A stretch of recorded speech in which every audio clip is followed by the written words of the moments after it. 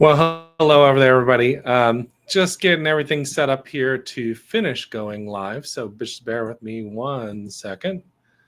You know how this takes a second to connect. And, everything has a problem. So just bear with me 1 second.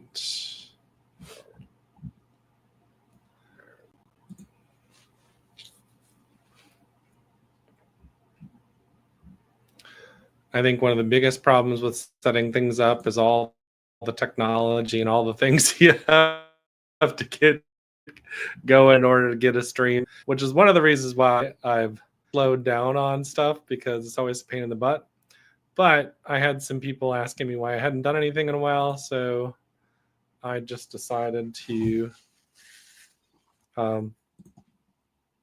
start doing some lives again. So here we go. And just bear with me 1 second. I'm just getting Facebook going and trying to get my Instagram going, but definitely giving me a little bit of a problem.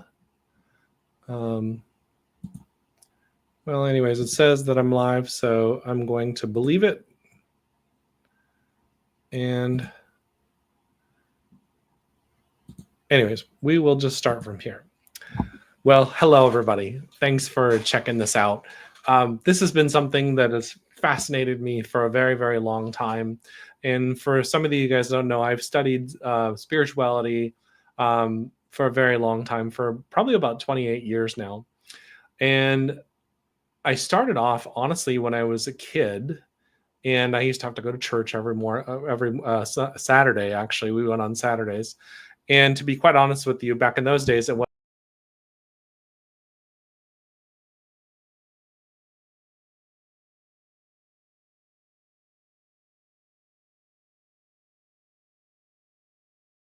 and I apologize. I just got kicked off of my own live because I hit the wrong button.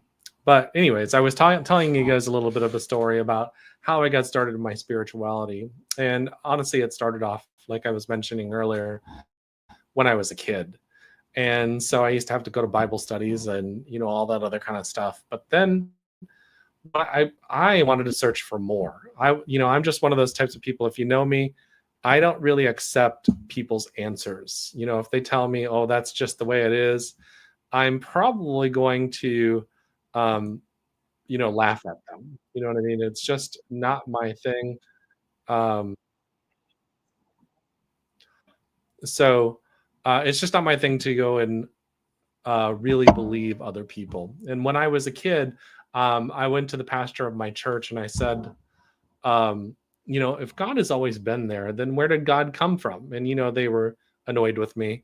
But, the reality is what I was thinking is that, hey, I just want to know.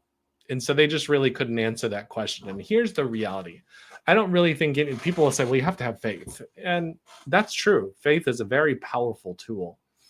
And that's given through you start to acquire faith through experience and taking actions and finding out things that are taken care of. I have this, me and a friend of mine always joke around and say, you can't make this shit up, because there's just certain things that just happen and you're like, whoa, that just happened. And it's a beautiful experience, but it really still doesn't answer where God comes from. And when I started exploring spirituality and then psychology and self-help books, it's because I want to understand who God was. And then I found out that God lies within us. And so, it says in the Bible that it says the temple of God lives within, but that didn't really resonate with me right away until I really started doing the inner work. And so that's what these lives are going to be about, is me exploring mysticism, psychology, quantum physics, different theories on has been my 28 journey of understanding spirituality, because I wanted to understand myself. And really, honestly, what it comes down to is a deep inner journey with yourself.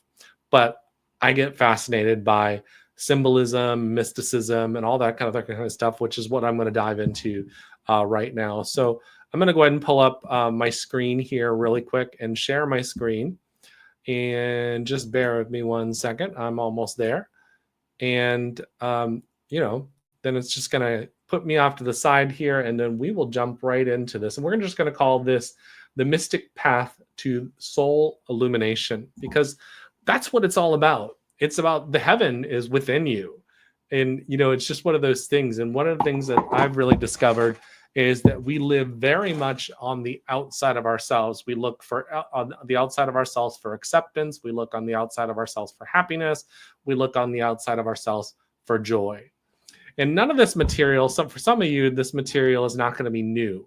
But what I want you to do is, as I'm exploring some of this material, I want you to feel it.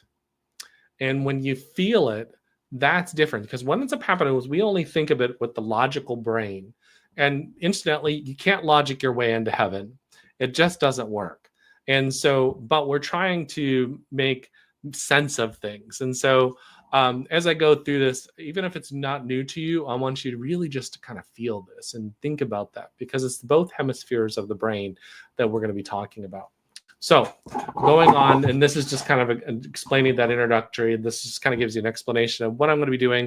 I'm going to be doing this every Sunday at 6 p.m. for roughly, up to 30 minutes. But, this is just kind of what I've already explained to you. And this is kind of giving you the idea of the spine and the Kundalini.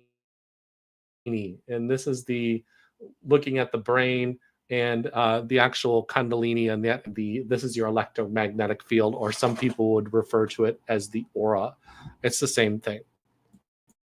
So a lot of my reference comes from these two books, but a lot of it also, at least in this PowerPoint, it's these two books, but it's also comes from my understanding and my own exploration of spirituality and how I see the world. And so, and incidentally, I found peace in that. So what I would like you to do is, like I mentioned, feel this. And as you feel it, find your own truth. Don't believe me, find your own truth. And that's just one of the things that I will say to you. These books are very powerful and give a lot of great information. So one thing I found it was super interesting is when you try to explain God, you have to start to understand humans. And so if we're the creation of God, then we have to understand where we come from. And I found this theory super interesting, that the word human breaks down into hue, H-U-E, man. And basically, what's the definition of hue? Hue refers to the color or shade of light. We all know this. We went to art class, right? And when we went to art class, we know that a hue is, refers to that color or shade of light. And then the universe, interesting enough, is a light wave universe where all things are light frequency. Low frequency turns into matter, and high frequency turns back into light. I think that's pretty incredible. And we all know this. In the metaphysical world, we talk about, frequency and light. Christianity says, be the light of the world and let your light shine. I mean, this is consistent throughout all spiritual texts, where it starts talking about light and frequency and energy. It's all the same thing. And so you start going into look into this, and you start really breaking things down. And one of the things I found super interesting is like God, Man, the Word Made Flesh was something that I had read back in 2012. And this book of wisdom really breaks it down with images. So I can't take credit for these. These are images I took off the internet. But when you start going into things like Jacob's ladder and Jacob's vision that he had in the Bible, and then I also put Kukulkan here, because when you really look at this, and there's a lot more than just these metaphors right here, but this shows you the descent up into heaven, or the stairway to heaven. And, with the descent of Jacob. And Jacob, what did he see? He saw angels. And then when you think of Kukulkan, he's a serpent god that promises to come back. And I'll talk about that a little later. But if the temple of Kukulkan is stairs going up into what? Into this temple, the inner chamber, the inner knowing, the inner, where the descent in the physical world in heaven, that temple, so to speak. So, and we'll get more into that in other episodes, but this is really interesting because when you think of that top of that chamber of the pyramid, that's the temple. Remember that. That's the temple. And the same thing up here when you got these angel wings up here and you've got the light up here, that's heaven. So but we'll, like I mentioned, we'll get more into that when we get into other slides here. But then it goes in here, just a synopsis of Jacob's experience here in Genesis 28 verses 10 through 22. He laid his head on a stone. He had to rest, and some say it's the stone of Scone or the stone of destiny. And he saw the Lord standing by the ladder. I thought that was super interesting. And he saw a stairway up to heaven with angels, or angle of light. That's an interesting concept that I learned many years ago by a guy named Bill Donahue. And I just thought that was super interesting. When you think about an angel, it's an angle of light. It's not necessarily angel with wings. Those wings are the expansion of light. And so, and then when he saw that stairway, God basically gives him the promise that these lands that he's laying his head on, they'll spread from west to east and north to south, and that your children and your descendants of all will be in this particular in this land. And so that's a blessing to everybody. And so you start to look at this and you go, very, very interesting. And so you start to really look at that and go, what's this all about? And so, well, interesting enough, we're going to get into that. So Kukulkan, Jesus, promised to return, but what if the return is your awakening? So this is, again, Jacob is on the stone, and he is got the angels coming down, the angles of light. And the interesting part is, if you've been to Chichen Itza, which a lot of people have, I've been now my 3 times, and it's absolutely incredible when you go there. But this is this serpent god. Well, there is a serpent within your body, and people will go, what? There's a serpent in your body? Well, yeah, it's called the human spine. And so when you start to look at that, you start to go, very, very curious. And so Jesus was also crucified at the age of 33. And there's 33 vertebrae in the human spine.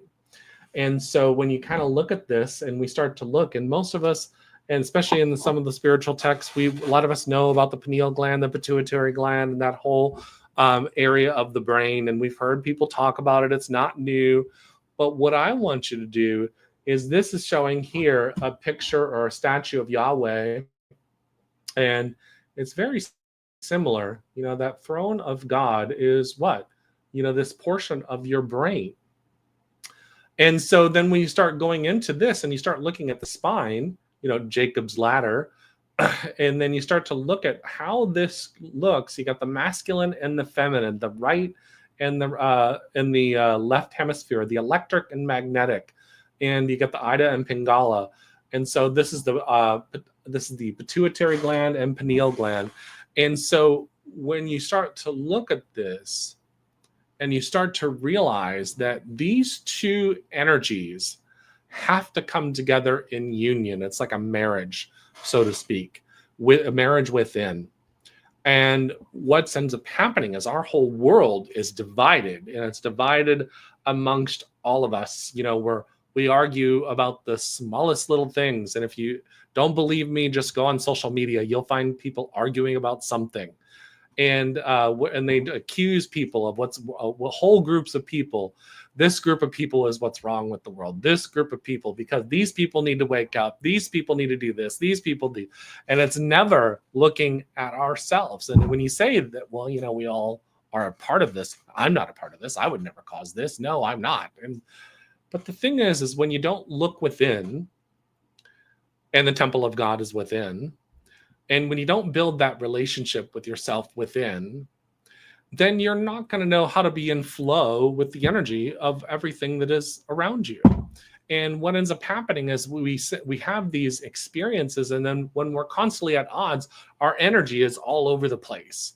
And so it's interesting. I was just working with somebody recently, and well, more than one person recently, and I can tell when they're not grounded, when their energy is not grounded, then their energy is over here. It's over there. It's over there. It's over there. It's worried about this. It's worried about their kids. It's worried about what's going on here. It's worried about having enough money. It's all that kind of stuff. And then when you discuss, when you see something that somebody doesn't have, that you don't have, that somebody else does, then you start really, your energy, you start feeling sorry for yourself. So what ends up happening is that pushes down your energy. It literally pushes you down or depresses you, so to speak. And that's because you're believing in everything else other than yourself. And if the divine is within, if the temple of God is within, that you want to build that relationship with the temple within yourself. And so, and this is showing you that when you start to alchemize the inner world and change your story inside, then this energy will start working its way up the 33 vertebrae of the spine, or Jesus, who was the master at this. And he was baptized in the River Jordan. And the River Jordan is another metaphor for the spine, or the Kundalini, so to speak. And so when you start going on with this, it says in John 3, verse 14, as Moses lifted up the snake in the wilderness, so the Son of Man must be lifted up. We've all thought that he was actually lifting up an actual serpent. But what he was doing is he was lifting up the human energy inside of these people and calling out God's people, the ones that wanted to be awakened, the ones that were willing, the ones that were ready, the ones that no longer wanted to be in prison, because it's a prison inside. And when you really think about that, I want you to really explore yourself and feel this. Are you a prisoner inside? And I ask that question because, are you worried about other people's opinions? Are you worried more about other people than your own health? Are you putting everybody else more important than you? Are you stressing about things that you cannot control? That literally virtually puts you in a prison. But if you are in flow with the energy of who you are, you'll know how to act in this world. You'll know what to say, how to say it. You'll know where to be and how to be. And this is where you start getting your true freedom, is when you really start to look at this. And what these texts are saying, and it's not just Christianity, it's all these texts, but we've been taught to read them for the literal word. And the truth is that they're not. We shouldn't be reading them for the literal word. We should be looking at the heart, or the energy, or the essence, or the feeling of the word. But there's entire organizations built on literal words. And think about that. Think about that. We get so caught up in little words, and that's the left hemisphere of the brain. It's all the logic. It's all the stuff that you have to break it down and look at this, but it's not the feeling. And that's where the divine feminine comes in. But it has to be a balance. It can't be one overpowering each other. And interesting enough, in Matthew 7, it says the path gets narrow. And there is one path that everybody takes, and then there's one that's narrow that very few take. And that, if you really look at the yin and yang, the center of that, that's the path right there, the path between that middle line in between the yin and yang.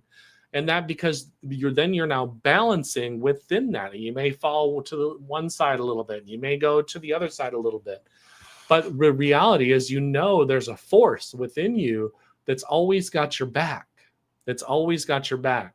That's protecting you and guiding you. And it's you. It's within you. And it's interconnected to everybody. And so that's where we start getting lost, is because we're looking for this presence, and it's not outside of us, it's inside of us. And this is where we really get messed up. And so because we're searching for something that is right here. And so, we want to be lifted up. And that's that energy of that Kundalini within us. So, all right, so then just kind of going on. And then it says, and this is just kind of giving an example. Now, I'm not saying that Jesus didn't exist. So whoever is a Jesus lover, don't take that. I think this makes Jesus even more beautiful and more powerful. But regardless if he did or not, it doesn't matter. This is really what the alchemy is all about. It says the story of Jesus is symbolic of the alchemical process that occurs monthly within the human body. Jesus falls from heaven and incarnates on the earth, which is the symbolic of the Christ oil traveling down the spine from your brain, heaven. And the sacred oil stays still within the sacrum bone for 3 days, which is Jesus being dead in the cave for 3 days. Once Jesus resurrects, the oil rising up the spine, he gets crucified at 33 years of age. The spine contains 33 vertebrae, and once the oil passes all 33 vertebrae and reaches the optic thalamus, it gets crucified on the cross because the thalamus looks like a cross. The death of Jesus symbolizes turning matter into spirit, as the return of the oil gives the human supernatural abilities like astral travel. And this really starts to give you, because now you're starting to go more in your light body. And I had a friend, most of you guys know, her name is Virginia, and she went on a big podcast called the Jeff Mara podcast, and she started talking about she broke apart in particles. And people would say, well, we want to witness that. But they didn't really get that it was her ethereal body that broke apart. It's not the matter, the thing, this hand. And it's because people are so dense in their thinking that they don't really realize that it's not the matter, it's the ethereal body that she was talking about. And so that's where we get messed up, because we're looking, again, outside of ourselves. And this is, I think, always very interesting. I know a lot of you guys have seen this, but if you haven't, I think it's fascinating. The eye of Horus next to the human brain. It's almost as the ancients actually knew something that we didn't know, or that we're just now discovering. And so when you start to look at that, and this is kind of go down even further down this, and it says, he was taken up into heaven, and he sat at the right hand of God, Mark 16:19. And the right hand of God, when you really think about it, is the right hemisphere of the brain. The right hemisphere is to do with creativity, intuition, insight, and it's connected to the cerebrum, the higher brain. And then you start looking at this, and the pituitary gland, or the pineal gland within the brain.